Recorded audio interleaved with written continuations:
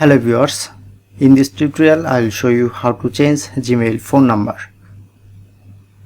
So first of all, open Gmail. Before start the video, make sure to subscribe our channel and hit the bell icon for more update. So let's get started. Look at the right corner, tap onto profile icon, go to Google account. After that, select the personal info. Simply now shown here your all contact information, email and phone number.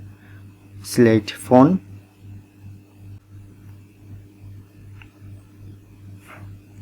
Click on update number, and here you can easily update your phone number.